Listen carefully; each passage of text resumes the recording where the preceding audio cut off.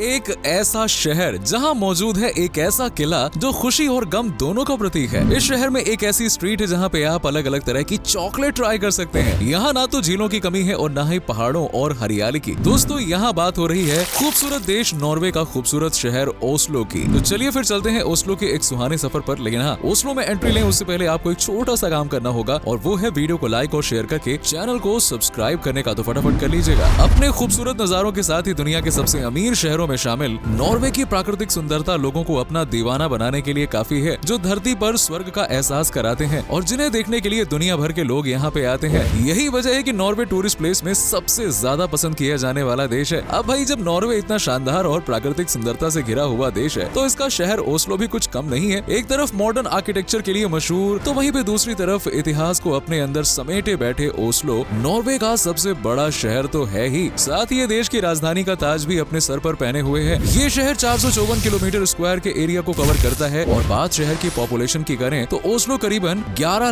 लाख से ज्यादा लोगों का घर है। वहीं शहर में जिस धर्म को सबसे ज्यादा फॉलो किया जाता है वो क्रिश्चियनिटी और यहाँ के करीबन 64% लोगों का मुख्य धर्म यही है, जो कि मुस्लिम इस शहर का 9.5% हिस्सा अपने नाम करते हैं और बाकी में कुछ और धर्म के लोग भी शामिल हैं। यानी कि यहाँ पे आप क्रिसमस के साथ साथ ईद, बकरीद और भी ऐसे कई त्योहार मना सकते हैं, मजे ले सकते हैं और यहाँ के लोगों की खुशियों में शामिल हो सकते हैं। ओस्लो शहर के इतिहास की बात करें तो इस शहर की स्थापना वाइकिंग युग के अंत में 1040 में आंसलो नाम से एक शहर के रूप में की गई थी और 1048 ईस्वी में राजा हेराल्ड हरडरा ने इसे एक व्यापारिक स्थान के तौर पर स्टैब्लिश किया था और इसी शहर में लगभग 13वीं शताब्दी में आकेरसुन किले का निर्माण राजा हाकोन फिफ्थ द्वारा किया गया था। जब 1624 में राजा क्रिश्चियन फोर्थ का शासनकाल आया तब पूरे शहर को आग ने अपनी चपेट में ले लिया था और तब यही किला लोगों की उम्मीद का जरिया बना। दरअसल क्रिश्चियन फोर्थ ने आकेरसुन किले के करीबन एक नया शहर बसाया जिसे उन्होंने क्रिश्चियनिया का नाम दिया और 19वीं शताब्दी में क्रिश्चियनिया की जनसंख्या में बढ़ोतरी होने लगी और देखते ही देखते ये एक मजबूत शहर के रूप में उभर कर आया, जिसके बाद तो साल 1925 में इस शहर का नाम बदलकर ओस्लो कर दिया गया। तो ये थी ओस्लो की कहानी और सेकेंड वर्ल्ड वॉर के बाद ये तेजी से विकसित हुआ, जिसके बाद आधुनिक ओस्लो की स्थापना एक नगर निगम के रूप में कर दी गई। बस तभी से ओस्लो खूब फल फूल रहा है। ओस्लो नॉर्वे का आर्थिक और सरकारी केंद्र है। ये शहर नॉर्वेजियन व्यापार, बैंकिंग, उद्योग और शिपिंग का केंद्र भी है। वहीं ये यूरोप में समुद्री उद्योगों और समुद्री व्यापार के लिए एक महत्वपूर्ण केंद्र है। इतना ही नहीं, ओस्लो समुद्री क्षेत्र की कई कंपनियों का घर है। तभी तो आज इस शहर की इकोनॉमी को यूरोप की हाईएस्ट रीजनल जीडीपीज में से एक माना जाता है और यहाँ की पर कैपिटा इनकम $65,800 है। यानी कि यहाँ के लोग अच्छे खासे पैसे पर महीने कमा रहे हैं। आप ओस्लो को देखेंगे ना तो आपको इस शहर के हर तरफ हरी भरी पहाड़ियाँ और पर्वतों का राजपाट देखने को मिलेगा। वहीं अगर इस शहर को द्वीपों का शहर कहा जाए तो कुछ गलत नहीं होगा, क्योंकि इस शहर की सीमा में करीबन 40 द्वीप मौजूद हैं, जिनमें से सबसे बड़े द्वीप का नाम मालमोया है। अब द्वीप में तो ओस्लो ने महारत हासिल कर ही रखी है, लेकिन झीलों के मामले में भी भाई ये बहुत आगे है। जी हाँ, ओस्लो में करीबन 343 झीलें हैं, जिनमें सबसे बड़ी मैरिडाल्स वैनेट झील है, जिसका नीला नीला पानी और भूरी भूरी रेत है लोगों को अपनी तरफ अट्रैक्ट तो करती ही है और साथ ही ये झील ओस्लो के सबसे बड़े हिस्से के लिए पीने के पानी का एक मुख्य जरिया भी है। हालांकि पूर्वी नॉर्वे में भी कई नदियां हैं, लेकिन इनमें से कोई भी ओस्लो के समुद्र में जाकर नहीं गिरती है। इसके बजाय ओस्लो में दो छोटी नदियां भी हैं, जिनका नाम है एकरसेल्वा और दूसरी है अल्ना। अल्ना नदी ओस्लो से होकर बहती है और इसके आसपास का नजारा आहा, जब आप देखोगे ना तो आपके दिल को सुकून और आंखों को एक अलग ही शांति महसूस होगी, क्योंकि इस नदी के आसपास काफी हरियाली मौजूद है जो इसे एकदम हरा भरा और खुशनुमा बनाती है। वैसे आप शामिल तो यहाँ के सबसे फेमस जैज महोत्सव में भी हो सकते हैं, यानी कि जैज फेस्टिवल में, जो कि पिछले 25 सालों से इस शहर में बड़ी धूमधाम के साथ में मनाया जाता है और हर साल अगस्त के महीने में आयोजित किया जाता है। इसके अलावा ओस्लो का रॉक फेस्टिवल भी बड़े ही धूमधाम से मनाया जाता है। इस फेस्टिवल की धूम कितनी है इस बात का अंदाजा आप ऐसे लगा सकते हैं कि इसका हिस्सा बनने के लिए हर साल करीबन 60,000 लोग ओस्लो पहुंचते हैं। जी हाँ, अगर आपने ओस्लो जाकर इंटरनेशनल चर्च म्यूजिक फेस्टिवल नहीं देखा, ओहो हो, तो भाई आपने बहुत कुछ मिस कर दिया है, क्योंकि ऐसा कहा जाता है कि ये फेस्टिवल करीबन 2000 सालों से आयोजित किया जाता आ रहा है और इसे देखने के लिए तो भाई हजारों की संख्या में लोगों की भीड़ यहाँ पे उमड़ पड़ती है। लेकिन अगर आप म्यूजिक लवर हैं, यानी कि संगीत से प्रेम करते हैं, तो आपको एक बार ओस्लो जरूर जाना चाहिए, क्योंकि यहाँ म्यूजिक लवर्स के लिए ओस्लो चैम्बर म्यूजिक फेस्टिवल को हर साल ऑर्गेनाइज किया जाता है। साथ ही इंटरनेशनल लेवल के फेमस म्यूजिशियन और सिंगर्स को इनवाइट भी किया जाता है, जो इस फेस्टिवल में सुरों का ताल छेड़कर रौनक ला देते हैं और लोगों को मंत्रमुग्ध कर देते हैं। इसके अलावा आप Norwegian wood rock festival, Oslo world music festival में शामिल होकर अपनी ट्रिप को मजेदार बनाने के साथ ही साथ यादगार भी बना सकते हैं। अब भाई याद रहने वाली तो ओस्लो के लोग भी हैं जो अपनी जिंदा दिली और खुश मिजाजी के लिए भी बड़े याद किए जाते हैं, जाने जाते हैं, जो अपने शहर में आए हुए लोगों को बड़ा ही प्यार और सम्मान देते हैं, यानी बिल्कुल भी गैरों वाला फील नहीं आने देते हैं। लेकिन उसके लिए आपको इन लोगों की भाषा भी तो समझ में आनी चाहिए ना। आपको बता दें कि नॉर्वे की मुख्य और आधिकारिक भाषा नॉर्वेजियन है। इस लैंग्वेज को नॉर्वे में 95% लोग बोलते हैं। अब ओस्लो नॉर्वे का ही एक शहर है, तो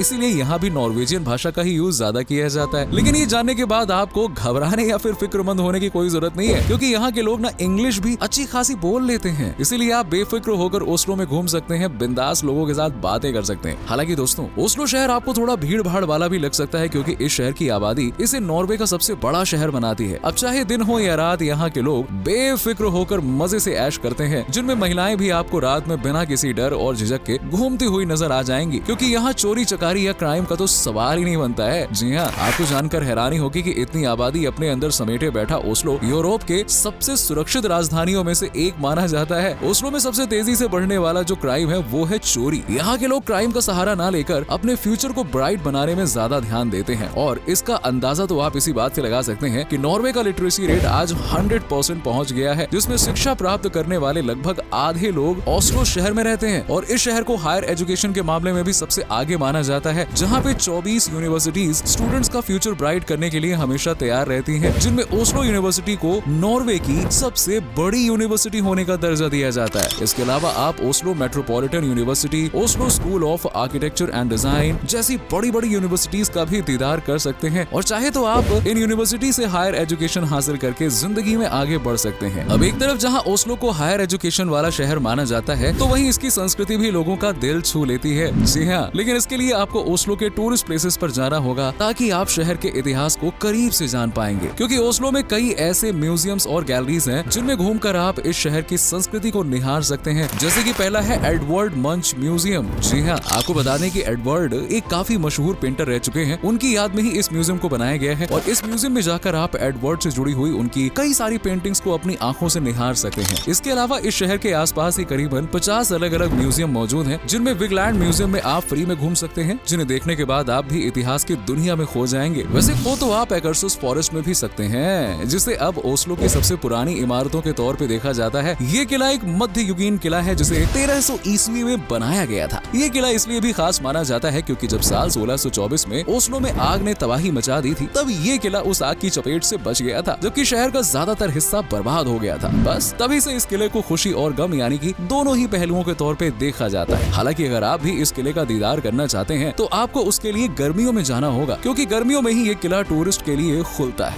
और बाकी सर्दियों में आप बाहर से ही इस किले को निहार सकते हैं। तो भाई, इतिहास की जानकारी हासिल करने के बाद आप अकेर ब्रैगे पर मौज मस्ती करने के लिए भी जा सकते हैं, जो कई सालों से लोगों की पसंदीदा जगह बना हुआ है। ये ब्रिज लोगों को मॉडर्न और प्राचीन दोनों ही लाइफ का एक्सपीरियंस कराता है। अरे नीला नीला पानी और आसपास का नजारा उस वक्त को और भी ज्यादा शानदार लगता है, जब रात के वक्त यहाँ पे कल्चरल प्रोग्राम वगैरह होते हैं ना, जिनका हिस्सा बनने के लिए आपको एक बार तो जरूर ओस्लो जाना चाहिए। वहीं अगर घूमते घूमते पैंट में चूहे दौड़ने लगे तो उसका भी यहाँ पे फुल इंतजाम है। जी हाँ, ब्रिज के आसपास ही कई शानदार रेस्टोरेंट और दुकानें मौजूद हैं। वहीं दुकानों में शॉपिंग वगैरह करके ओस्लो की यादों को आप अपने घर भी ला सकते हैं। अब जब खाने की बात आ ही गई है, तो हम आपको ओस्लो की फेमस डिशेस से भी रूबरू करा ही देते हैं, जिनका स्वाद चखते ही आपका दिल गार्डन गार्डन हो जाएगा। जिनमें से पहला है ओस्लो फजोर्ड झींगा। अब ये झींगा मछुआरों द्वारा बनाया जाता है, जिनका स्वाद चखने के लिए आपको नाव का सहारा लेना पड़ेगा। जी हाँ, क्योंकि मछुआरे नाव पर रहकर ही समुद्र से ताजा झींगा पकड़कर उसे बनाते हैं और फिर उसे आपके सामने परोसते हैं। अगर आप नॉन वेजिटेरियन हैं, तो आप हॉट डॉग भी ट्राई कर सकते हैं, जो आपको किसी भी रेस्टोरेंट में आसानी से मिल जाएगा। इसके अलावा मीट बॉल के भी यहाँ पे बड़ी संख्या में दीवाने मिल जाएंगे, जो कि अपने आप में ही एक लाजवाब डिश है। इसके अलावा आप ब्रूनोस्ट वफल का भी मजा ले सकते हैं।